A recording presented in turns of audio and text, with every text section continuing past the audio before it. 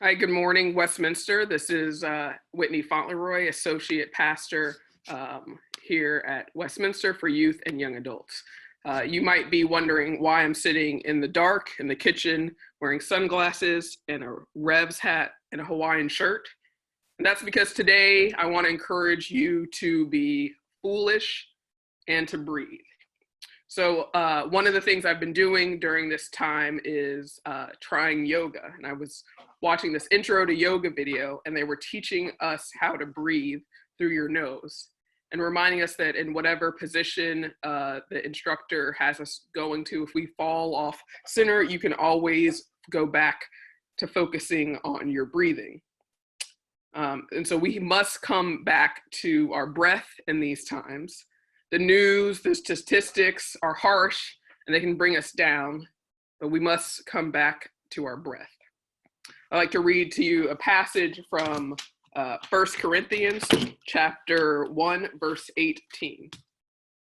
The message of the cross is foolishness to those who are being destroyed, but is the power of God for those of us who are being saved. There's so much today that can get us down, but I want to encourage you to be foolish. In 2 Timothy, we are reminded that the Lord didn't give us a spirit of fear, but a spirit of power, love, and self-discipline. Theologian Stanley Hauerwas wrote in his book, Resident Aliens, the cross is not a sign of the church's quiet, suffering submission to the powers that be, but rather the church's revolutionary participation and the victory of Christ over those powers. The cross is not a symbol for general human suffering and oppression.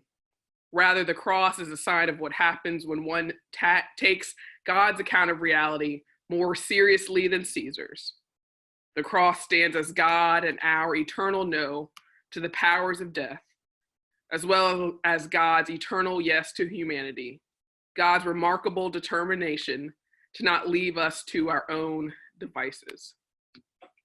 The cross has always been foolish. We are getting ready to enter Holy Week in the next couple of days, and just reminded of what the cross means and what the cross means for us in times of suffering and times of uncertainty. So today I encourage you to be foolish. Dance to a song. I've been listening most days to a song called It's a Great Day to Be Alive by Travis Tritt. Now, if you listen to the lyrics of their songs, there's nothing that great. It's just a day that he's alive, a day that we can catch our breath. And if there's anything that this pandemic is teaching us, it's that we never were in control. So do something foolish, Westminster. Dance, skip, paint, play, and breathe. Do something foolish. Play, dance, skip, pray, and remember to breathe. I want to leave you with a little bit of a public service announcement. Next Thursday at 7 p.m., we will be celebrating Maundy Thursday and joining each other at the virtual table. The table has been set. It is a table that reminds us that God is with us in feast or famine. So we get to celebrate communion together during our dinner time. We get to celebrate virtually. So I encourage you to bring your own bread and juice from the vine. And I will see you Thursday at 7 p.m.